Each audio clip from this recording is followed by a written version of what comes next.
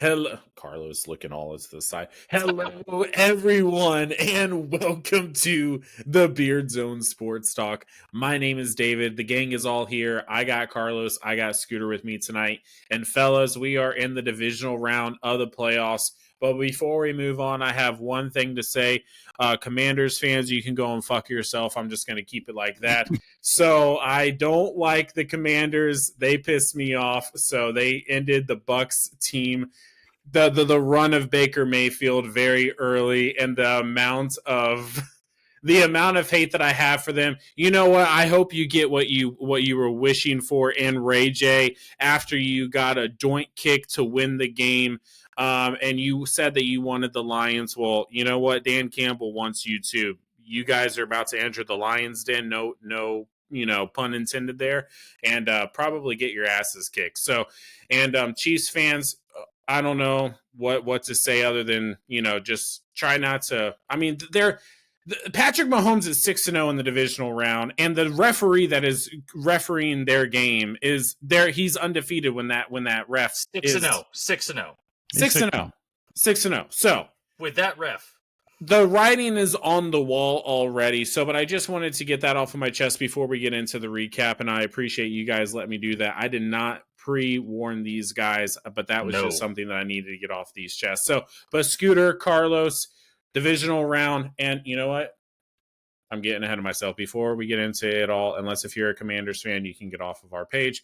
Hit that like button, hit that subscribe button, because that is the best way to continue to support us as we grow this NFL season and off season. We will be here this off season. But fellas, divisional round, wild card weekend, not really all that wild. I mean, every team, there was no close game outside of the Bucks Commanders game, right? That was a very competitive game. Bucks ended up losing 23-20. But I mean, you look at it all. I have one question for you guys. What happened to the Chargers? They just got exposed. Like, that defense was not good. I don't know what. Man, they weren't good at all. I mean, I can't even think of any standout. Even Bosa, Mac, like Derwin James. They weren't. The defense was played very poorly. Yeah, I'm with Carlos. They had the top, I think it was top 4 defense at the end of the season because they kind of gave up a lot of points in the last 3 games, and 40 to us. As a Bucks fan, that was great. But the Chargers defense kind of fell apart, and Justin Herbert is not elite. He's not even close to elite. He's probably like a Dak Prescott 2.0. I don't know what's going on. He was super accurate. He had a decent season or two, and then he just kind of fell off the map. It's like, do we need to revisit this whole Trevor Lawrence, Justin Herbert, ESPN analyst, NFL analyst, whatever sports analyst is just overrating these guys? I think Coach Harbaugh has a good system going, but they got caught. That's what it looked like to me. They just got caught flat-footed, especially on defense, and they're offensively, they just were too predictable. And also Quentin Johnson needs to get cut. I'm just going to throw that out there. Yeah. He's not good at all. You know what I thought ruined? Yeah, I think what ruined this weekend for me was the matchups would have changed a little bit when Kansas City decided to sit the team. Denver, It did. You would have had Joe Burrow in there, and I think the Burrow matchup against Cincinnati and Buffalo would have been a lot better than what we saw. So that kind of sucks. No disrespect to the Denver Broncos, but the team was not ready yet on the offensive side of the ball. And honestly, the defense, Josh Allen changes the game, but it kind of sucks that happened. I think with Burrow in there that we're looking at a little bit, at least we get another game. The Bucks Commanders game was a good game, but most of the games were they're just kind of dull, kind of like what we thought they would go. Yeah, there was just some teams that, Packers, Eagles, I was actually looking forward to that matchup. But then when I saw the Packers, they got injured like a lot. And I didn't even realize how bad they were. I mean, they were looking like the Rams a couple of years ago, when they just got hit with everything. And then their receivers started going down in the game. So I mean, they were really stretching it there on the offensive side of the ball. I mean, and Josh Jacobs, hell of a year for him, but I mean, he can only do so much, especially when you're going up against the number one defense in the league, which is something that I was not aware of either until they put up all the stats on, during that game. And I was like, gosh dang, man, Eagles are looking actually pretty strong, and I mean, they're the number 2 seed, so it should have been, a little bit more apparent, but they're definitely a team that I think that can push the envelope here to make a run. As much as I love the Broncos, Carlos, you just kind of said it. I mean, it was fun, at the start of the game. They had that big touchdown, to start off the game. They arrived, and then it was like, okay, Josh Allen was like, all right, well, time to go and have some fun. So, I mean, Steelers, I don't think that's another thing. Okay, I have a question for you guys. If you're the Steelers, you have Mike Tomlin. You're an organization that is loyal to these head coaches. They've had 3 over the last several years. I forget, it's like a crazy number of years that they've only had 3 head coaches. They stick with their guys and they build with from within. But if at some point Mike Tomlin, yes, he's a great head coach. Yes, he does not have a losing season. I understand that. But no goal of any NFL team is to go, hey, let's just make it to the playoffs and then just, lose. Unless if you're the Dallas Cowboys, and now you can kind of say the same thing about the Pittsburgh Steelers. They have winning seasons. They make it to the playoffs. But yet they've been one and done the last 6 times that they've went. And honestly, the showings that they have put up in those last 6 appearances really haven't been all that great. So is it I mean, at some point it's got to fall back on the head coach, right? As good as Mike Tomlin is, but I mean, when is that point when they should just say, you know what, Mike, we really appreciate everything that you've done for this organization, but we're just going to move on? If I may, they have 7 Super Bowls. The only other organization that has that is the Patriots. So, grain of salt there. Fair enough. The Pittsburgh Steelers know how to win. And it's just it's a long burn game for them. I will say there's a common denominator with a lot of their falling short. It's Arthur Smith. Yes, he's a good guy for stats and he gets you to kind of in the door, but he's never closed. He's never gotten to the Super Bowl and all that stuff. And the defense, you're putting up with Lamar, and TJ Watt went like 190-something snaps with no tackles, no sacks, no pass deflections or anything. So why are you trying to crash TJ or crash off the opposite end when you know you got to lock in and contain Lamar? That's not how that works, and everybody knows it. When you force him to pass and you start playing some pretty good secondary, you just contain Lamar and you're fine. Obviously, they couldn't tackle Derrick Henry because he got like 60 yards and 2 touchdowns or whatever. Like, come on, man. You know it's a handoff, or they're going to try and do some play action, and it's not like John Harbaugh's changed the math for anybody over the entirety of Lamar's career, and people still fall for it. So, do you fire Mike Tomlin? I don't think so. Because he gets you there. And not many other teams can say they've been to the playoffs like 8 years in a row or whatever it is. Yeah. I don't know. I would have, I hate to say, because does a stand-up organization, like they are loyal, but sometimes they're loyal to a fault. So, 6-0, 0-6, you keep getting knocked out in the playoffs. Like the thing is, though, when they did win, the last one was with Big Ben, but they had Antonio. I mean, they had a pretty stacked, solid team. Yeah, I mean, you have a it's Antonio Holmes and Hines Ward on the out. Yeah, they had great. They had Troy. They had James Harrison on the defensive side of the ball too. Dude. But that's the Mike problem. Taylor, now. Yeah, they're so lopsided right now. It's all on the defensive side. They don't have any weapon on the other side, you're like, "Ooh, I really got to watch. What do we got to do to contain Antonio Brown?" They don't have that. Pickens is a head case.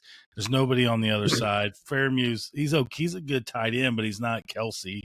And then you have Russell Wilson, he's playing better. He looked more like Russell Wilson, but he's just not Big Ben. Like he just that was a different dynamic of quarterback. So it's either, hey, we're going to invest on the offensive side of the ball and hope to keep the defensive side the way it is, because if you're not, then you're just going to keep getting that same result. So at some point, I give him one more year, but they got to go out and find somebody to counter part with Pickens, because I mean, if not, you're just in the same boat. I don't know why they got rid of Deontay Johnson. I would have kept both of those guys, and I think you've got a decent little core there. Yeah. Well, and also, so the other question that they have to go into this offseason is, what do they do with Russ? I bring him back. Bring him back? He didn't play. Well. I mean, it's there's nothing even else with the success that you had with Justin Fields and the younger quarterback. No, not one bit did I bring back Justin Fields and put him as a starter. You say good riddance to Justin. He's like a Walmart version of Lamar Jackson. He's just not going to. Jeez. He doesn't have that game, but his problem was at Chicago. He didn't have weapons, so you're giving him a team. He really doesn't have weapons. I don't think they have the record of Fields is in the whole time. If you do that, you have to give him some very good weapons. Like I don't know if that's the route I would go. I would keep Wilson. He's had big games. He's won big games. And then let me see what I can build around him, and let me go find us another playmaker either in the draft or whatever you got to do to, where they can stay under that salary cap. But yeah, I let Justin Fields walk. Hey, go somewhere else and, keep Wilson around and maybe take a Green Bay look at this and like, hey, let's go find somebody maybe in the draft. If there's a way they could get Jackson Dart late, maybe take a reach on him and pull him in the third round. But Jackson Dart from Ole Miss might be a guy that he can sling the rock, and it might be a guy they can stash for a couple years under Wilson, and then now you've got your quarterback. So Scooter, let's stick on the quarterback topic, because I know that you like to talk quarterbacks. There's another team out there that is walking into this offseason now.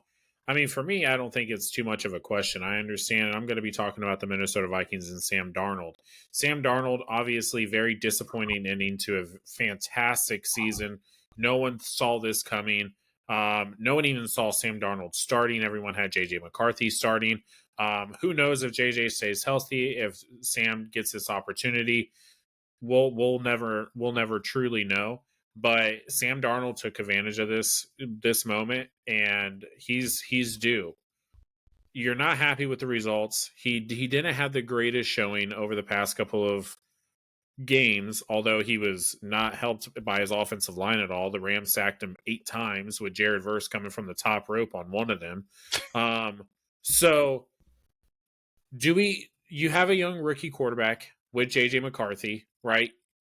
Obviously, brutal injury. You want to see how he's going to come into, next season, but he's been able to have a full season, full off season now. And he's been able to see Sam Darnold, a veteran quarterback, whether he's, a lead or not, he's a veteran quarterback. He knows how to run a system. The offense seems to have rallied around him. Do you pay Sam? Dude.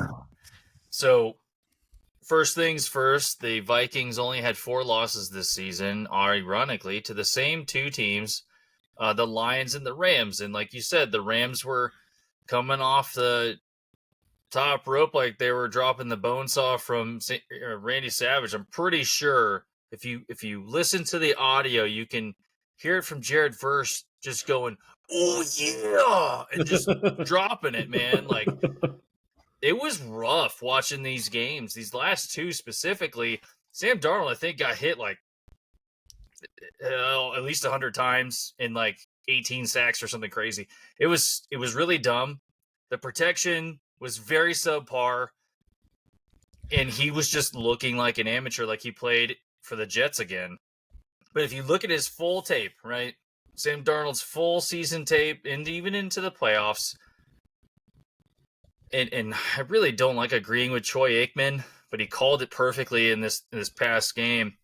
When he gets pressured, Sam Darnold tends to want to like jerk and run like he's Baker Mayfield, and he's not that swift. He's kind of quick with his feet, but he's not like that guy who's going to jet out and get like 3 or 4 yards for you. But he was like jetting into pressure. Like, what are you doing? I think if Kevin O'Connell had another year with him, we would probably see the same results and maybe a different playoff scenario for them. Do you pay Sam Darnold the 60 or 50 mil like the top 5 guys? Absolutely not.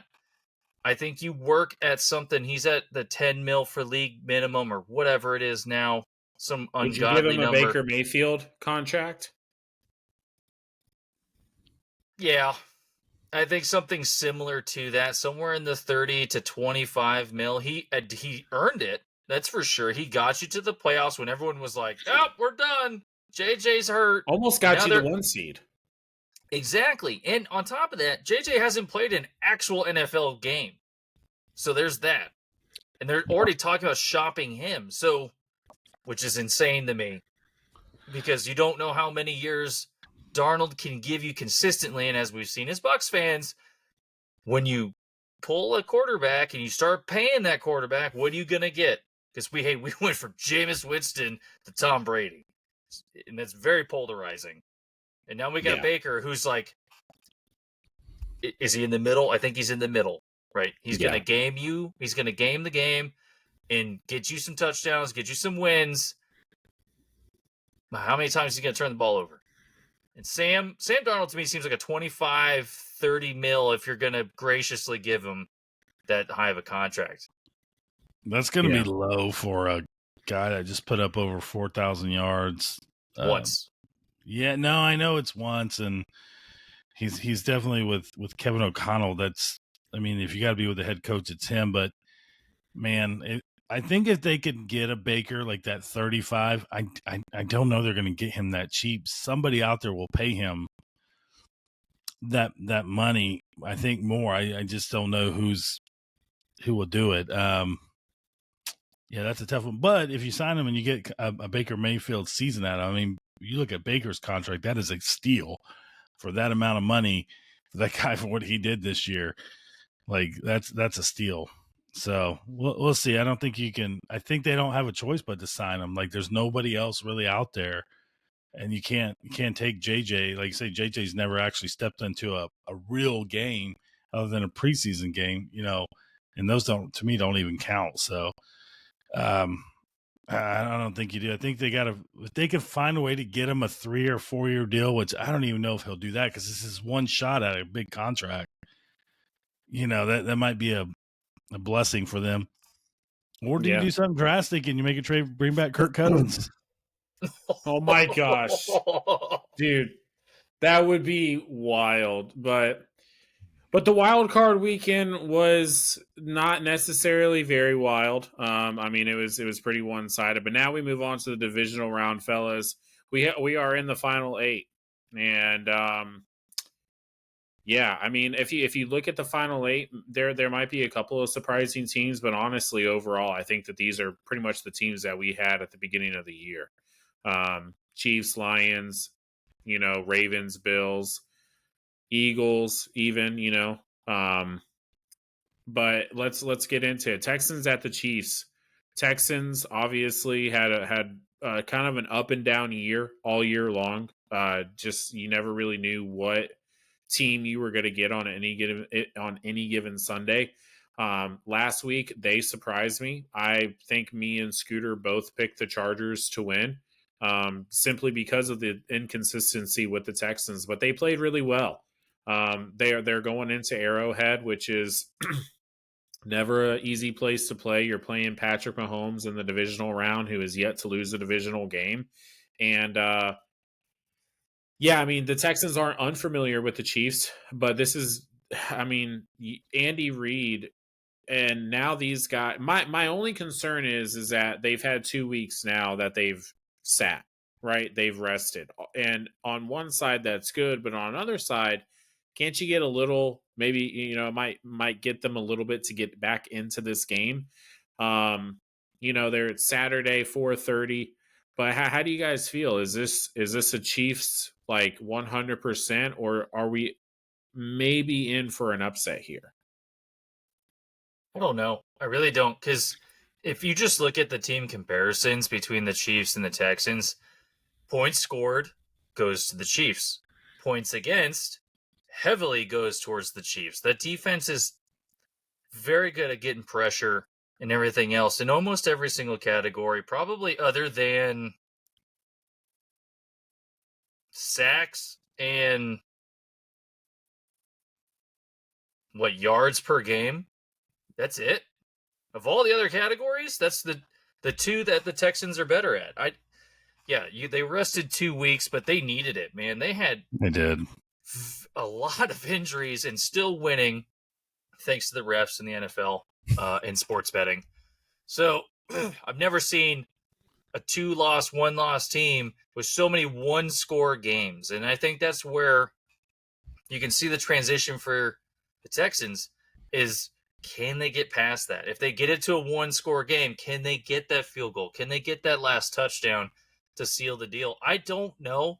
My gut says hell no, because it's also Patrick Mahomes in the playoffs, and the only two people to ever beat him in the playoffs are not in the playoffs again. Sorry, I shivered for a second. I feel like we're gonna have a no. I'm not saying it. I'm not doing that. I'm not. Someone's going to say it in the comments. No, they're not doing it. They're absolutely not doing it this year. But look at the Houston Texans injury list. You got Dalton Schultz. You got Al-Shaair. You got, which thank God he got injured because cheap hits. And then you got Autry. Dude, Autry was great off the edge. Schultz was very consistent in the middle of the field for those 7-8 yard gains. And it's still Patrick Mahomes and Travis Kelce playing backyard football with Andy Reid's mastermind. And a great defense, too.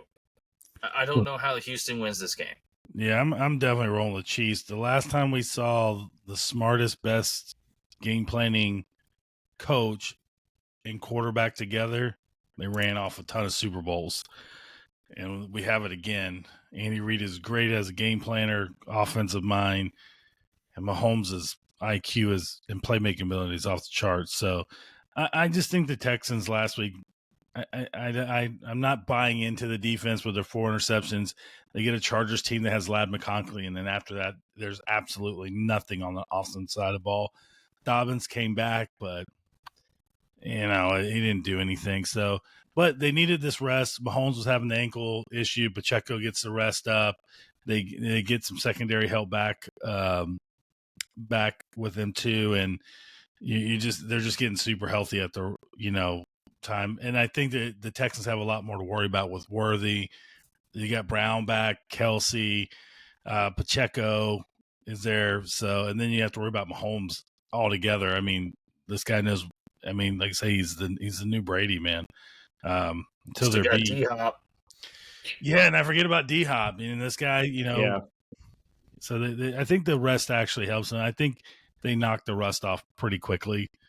I don't see the Texans winning this one. Yeah, I'm good. I had the Chiefs here too. The thing about it is that we talk about it all the time. I mean, it's an old cliche here in the NFL, and it's defense wins championships. And as good as Patrick Mahomes is, and as good as Travis Kelce is, and how many as good as I mean, they can score, right? I mean, they haven't necessarily been on their A game this whole year as far as the offense, but at the end of the day, that defense is just unbelievable, and they're playing really well. And the inconsistencies that we've seen from the Texans, I think that's just going to keep up with them. Scooter, you said it best. These one-score games, you don't ever want to get into a game with the Chiefs on these one-score games because they find a way to win and they just do it. And unfortunately, I don't think it's going to be the Texans. I think that this is where the road ends for them. But let's go on to the other Saturday game. The Detroit Lions host the Washington Commanders. We all know how I feel about this one, but Jaden Daniels, got a win his as a rookie in his first playoff game against a good Bucks team. Man, I mean, we were good, but at the end of the day, he made plays, and hats off to them. All hatred aside, Jaden Daniels made plays there at the end of the game, and our defense was unable to stop them. And yeah, man, I mean, it just worked out more in their favor. But they're going up against the Detroit Lions team that has just been scary all year long, and they are on a mission, like a true mission with this team.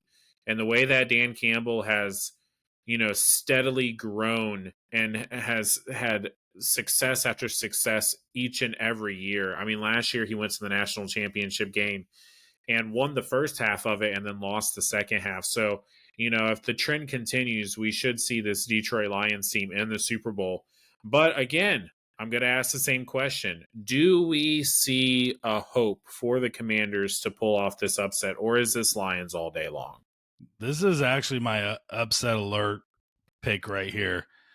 You have a team that's not supposed to theoretically be here. The only thing that worries about the Commanders, they only have 3 wins this year. They've 12, 13 total, or 12, but they've only beaten 3 teams with a winning record. But at some point, can the Lions hold up with that many injuries on defense? And you have a quarterback that is going to move. He's playing good, man. He's putting the ball where he needs to put it. And they're kind of facing the same defense like the Bucks put out. It's got it's got holes. The only problem at the Commanders is, can they stop the Detroit's offense? But this is a game that if I have to pick an upset this week out of all the games, this is it. It wouldn't surprise me. You're on turf. It's good weather. Every other game is outside in the cold. So the Philly gets that favor. The Bills, I guess Bills and Ravens. I don't think that's an upset whoever went if the Ravens win that game. But this is the game that I think people should be watching. Like this, you could see the end of the line for the Lions here. It will be very tough for them because it's Dan Campbell, but man, it wouldn't surprise me here. There's a lot of momentum riding for the Detroit Lions, and I firmly believe that they are the best team in the NFC. I don't think there's even a comparison. But they do give up a lot of passing yards, and that's because, like Carlos said, they have a ton of injuries, and most of it was in the secondary. I think at one point, it was during the Vikings game, Week 18, that they stated that there was 11 injuries of players potentially going into IR, of half of those, and they were all on the defensive side of the ball. So you have a lot of injuries, especially in your secondary. But keep in mind, they also had 16 interceptions this season and 24 total turnovers compared to 17 turnovers for the Washington Commanders. And that's a significant difference. That's a lot of game-changing drives for the Lions. And on top of that, they know how to score with their second-string left tackle. They can pull the popcorn guy out of the Detroit stands and still score a touchdown. It's insane. Dan Campbell and the Detroit Lions are an absolute force right now. And I don't know if Jaden Daniels and the Commanders can do it. And maybe it's a rookie thing. Maybe it's a Washington thing because they destroyed RG3, and I'm never going to let that die. And Jaden Daniels has the composure and the accuracy to pick apart that secondary, but can they stop the momentum from the Lions? Whether it's running, passing, you name it. If it comes down to a fourth quarter drive, Jared Goff typically does not play well from behind.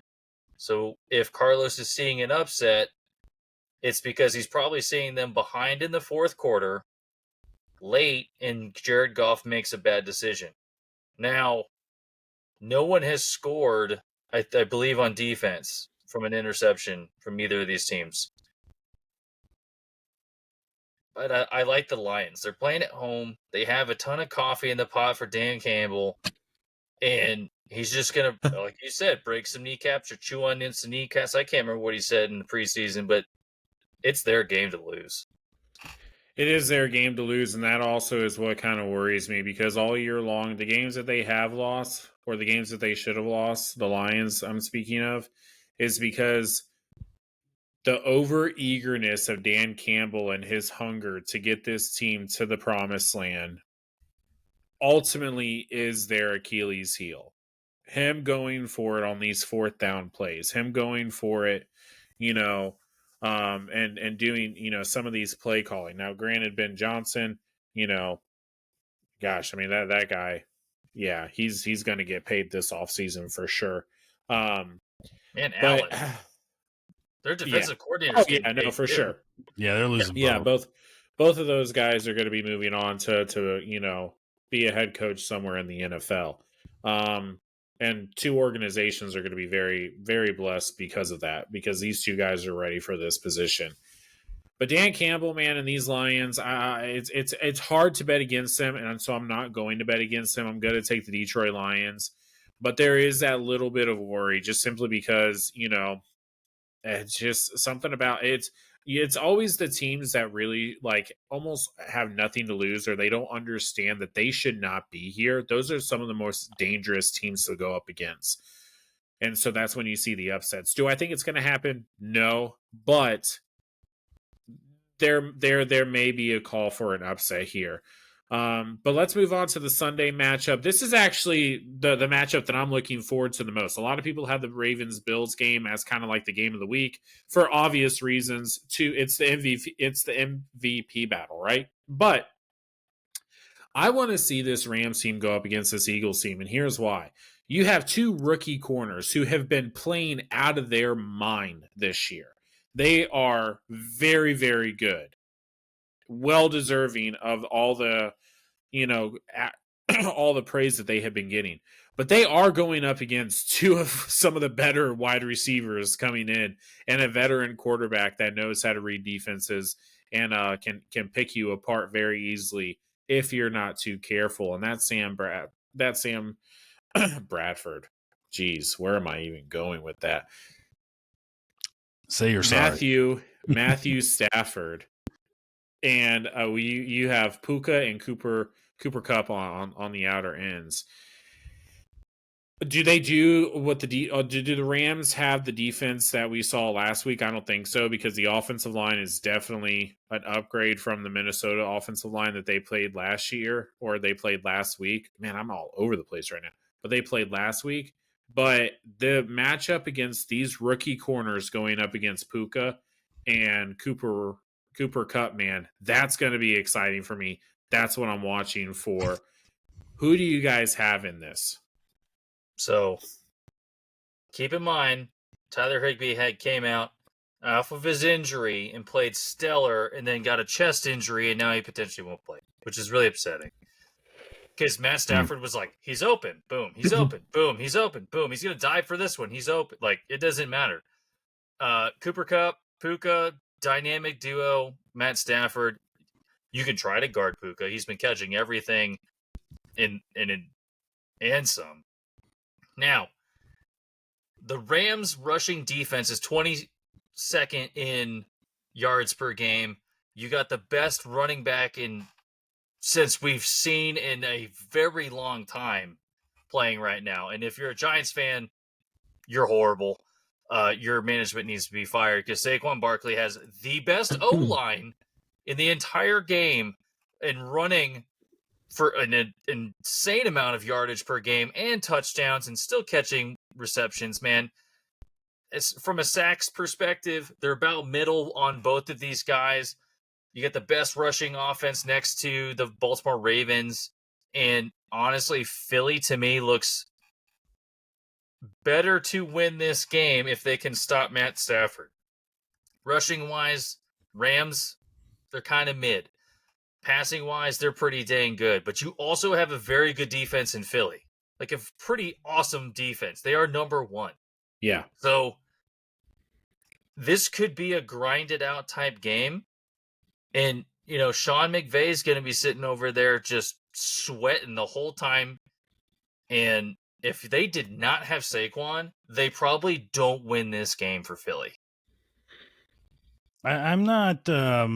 It is an interesting game for me because I'm a big Matthew Stafford fan. My worry with Philly side of the ball, they lose to Kobe Dean on the defense side, which is it'll be a loss for sure. They'll feel it, but there's still enough talent on that defense to pose some problems. So the O line for for Philadelphia, weather it'll be decent weather. It's supposed to be a little bit of chance of snow, but nothing big. But I am curious to see how that O line of the Rams holds up against that Philly defense. My only thing is, does Philly put the ball in Jalen Hurts' hands? If you would have told me at the beginning of the year that Jalen Hurts wouldn't have thrown for 3,000 yards this year, I'd be like, you're crazy. He has A.J. Brown, Devontae Smith, Dallas Goedert, and he's got Saquon Barkley, and this guy doesn't even throw for 3,000 yards. So, and he hasn't looked very good in these games, so he's not doing a whole lot. They're really just playing off the defense and Saquon. But I mean, that's all they really have needed. So I'm just, if I'm the Rams, do I go all out and take a chance, eliminate Saquon from the game, and hey, Jalen, you're going to have to throw for, over 300 yards on us to beat us? And I think that's the way they should go if the Rams have a chance of winning this game. Because if they don't, I just don't see them having enough on the defensive side of the ball. I mean, they got it last week. Minnesota's offensive line, their starting tackle got hurt weeks ago with Dershaw. So it's not a very good offensive line. So like Dave, you said, I don't think they have that success, but it's a young team that's hungry. And the best thing you can give a young player is confidence and momentum. And man, the Rams have got it. And then you have somebody like Stafford that just, he's got great presence and he'll keep these guys going. It is an interesting game. I just don't. Yeah, I'm rooting for the Rams, but I don't see them pulling this one off. Yeah, I mean, I like Matthew Stafford, so I'm rooting for them as well. But I'm going to go with you guys. I don't think the Eagles are going to lose this game. Not in Philly, not with Saquon. I mean, the whole thing is going to be to stop Saquon, and everyone's known that this entire year, and no one's been able to do it because he's just. I mean, that offensive line just eats, man. And I mean, the holes that he is able to run through is just unreal. So, and then once he gets into the open field, good luck. I mean, that's just Saquon. We saw him do a 360 hurdle over a full grown man who is a elite athlete, and he was. I mean, when your sideline has that sort of reaction, you did something special. So, but I think it's going to be another Saquon kind of game. I think that the Eagles. I honestly. I'm not saying that they are, but the Eagles are a team that can literally have Saquon carry them all the way to the promised land this year. I truly believe that. And I mean, that'd be great. I'm a big Saquon fan as well, but I would like to see the Rams win. I don't think that they get it. I think it's the Eagles, in this game because of Saquon, but should be some interesting matchups both on the offense and defensive side of the ball. Let's go ahead and end it with like I said earlier, probably the game of the week, the game that everyone is going to be wanting to watch for obvious reasons. You have Josh Allen, you have Lamar Jackson, you have the two top candidates for MVP this year. Both of them are playing out of their minds. Their teams are rolling. Last time these two teams faced, though, it was an absolute bloodbath, and it was because of Derrick Henry and the way that he was able to run all over this Bills defense. Does he get that same success this Sunday night in Orchard Park? Orchard. Whatever. No, he does not. But you do have the second and third most points per game, best offenses in the league. This is like a match made in sports betting heaven right now. You had the best rushing offense versus do we score 40 points this week with the Bills? Rushing is the name of the game for the Ravens. It's whether it's Lamar or Henry, you're running the ball. My thing is they lost Zay Flowers. Is he going to come back for this game? Mark Andrews is playing pretty well too.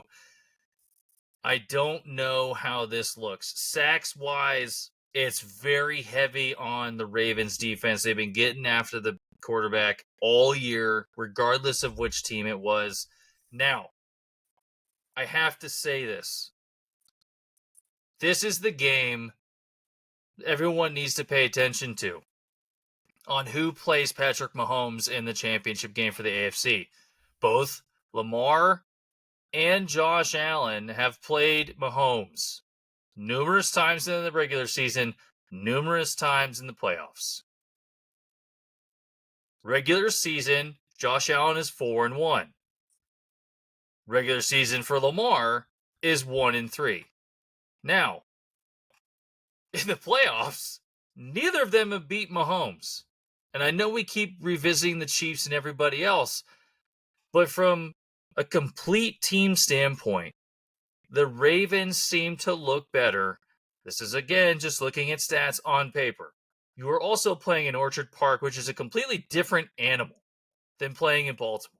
Yes, it's very loud, it's everything else, but there's just so much different in Buffalo. It can be like 5 feet of snow on the ground, and then guess what? We're still playing football. You don't do that in Baltimore. You just don't. It's going to be cold. It might be wet, but it's not going to be like -10 or 20 on the field and windy, and you're trying to make sure that Justin Tucker cannot miss his field goal, which he's kind of been inconsistent this year. Now, in a points per game the entire season, there's only a 0.4 difference between these two teams. Their dynamics are a lot different. There's a very heavy reliance on Josh Allen and the more so pass-heavy offense. James Cook still has 1,000 yards rushing and 16 touchdowns. He's also very electric outside of just running as well. Now, I would say that this is the Bills' game to lose because Baltimore does look better. And that's really strange to say because Lamar is not a passing quarterback, but he has 4,100 yards passing and 41 touchdowns. And only 4 interceptions. And he's a running quarterback. Yeah. Yeah, it's definitely the matchup of quarterbacks you would love to see. I don't know why they don't dome that stadium up there. That is ridiculous to have to play. Your fans have to show up and dig your seat out is the most stupidest thing I've ever heard of. Just dome. I know there's They probably more are money. in the process of building a new stadium, and 60% of the stands are now going to be covered, but it's still going to be outdoor. It's still going to have 3 feet of snow. Yeah, right in the middle of the field. So it's going to look like the Dolphin Stadium. So, me being a Miami fan, I hope the Bills lose. Would be a great weekend. I'm okay with Allen even suffering a season injury.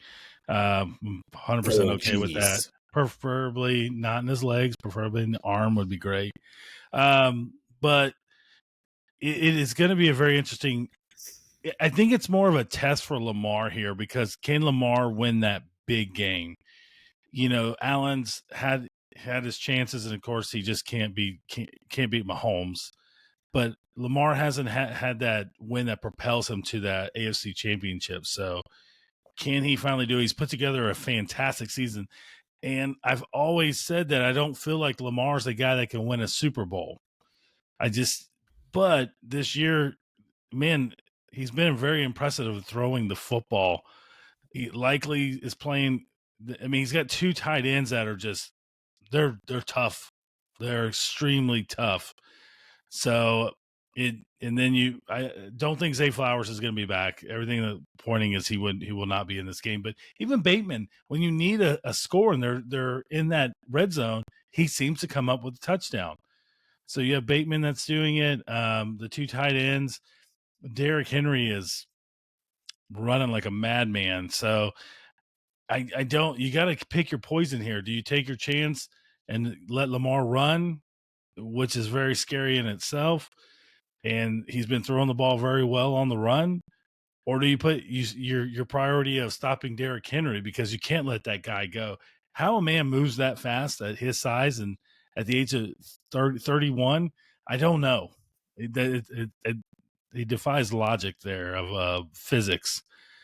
But the Bills are going to be. I think both teams are in for a handful because you have Josh Allen, man. He's not normal. When he runs the ball, he runs tough. He's got a cannon for an arm.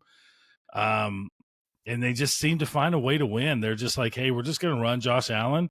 Just stop it. And then they hand the ball off to Cook, who's had a great year also. So be an interesting game, but I don't even want to pick. I'm gonna go with the Ravens on this one. I think Lamar finally gets that signature win he's been looking for over a top end quarterback that he hasn't had when it's mattered. So I think Baltimore's just playing really well, and I don't know if I trust the defense of Buffalo enough on the back end to be able to contain everything that they need to. Yeah.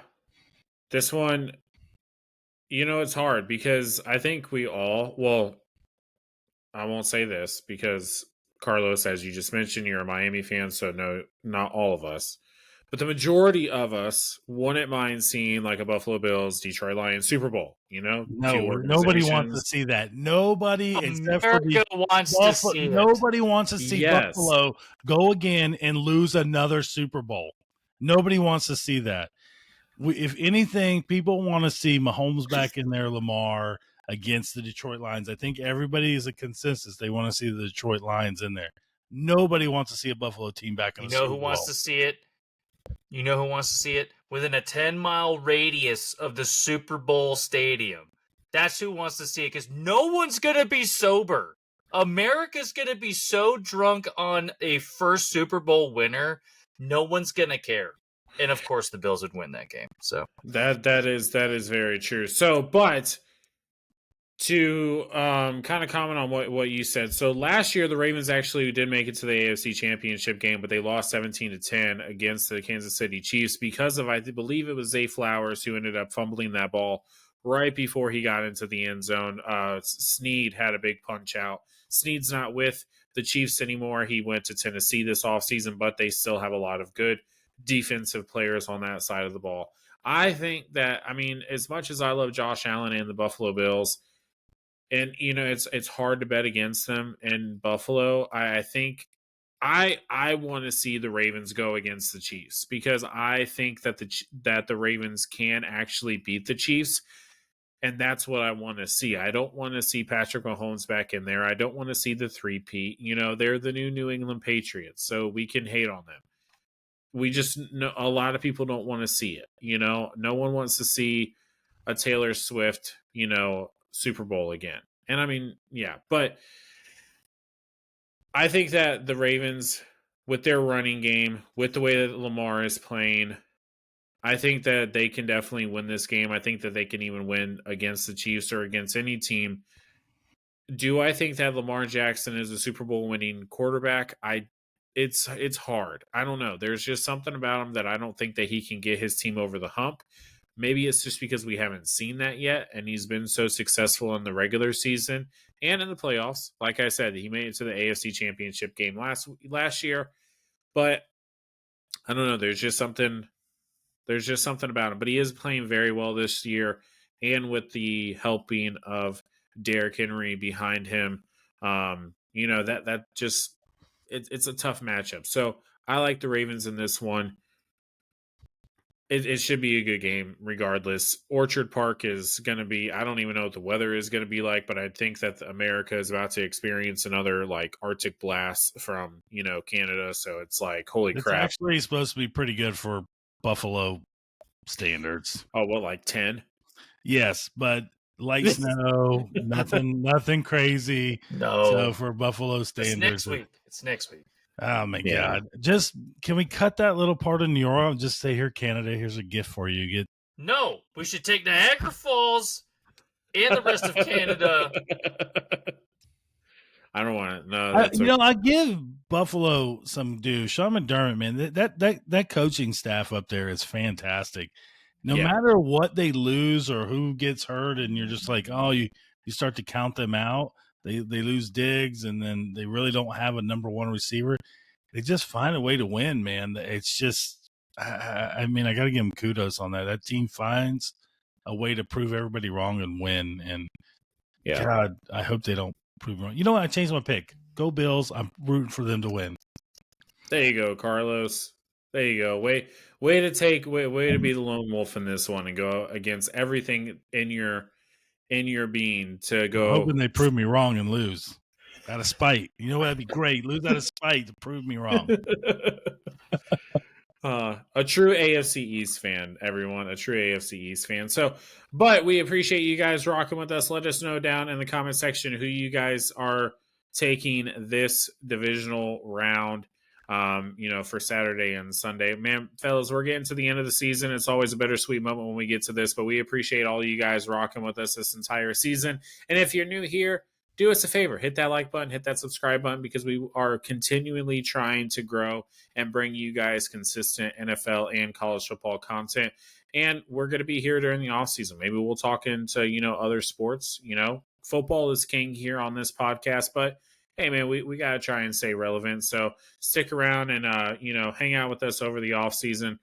Probably have another, NFL live draft. Everyone loved the Michael Penix live reactions. So I know that we got a ton of love on that with the with the comment section and everything with what happened there. So, but we're going to be here this off season. We're going to continue to bring you guys content. Check us out every Thursday and Friday here on YouTube. Follow us on all of our social medias. We're on Instagram. We're on Facebook. We are on X. And until next week. Beardzone.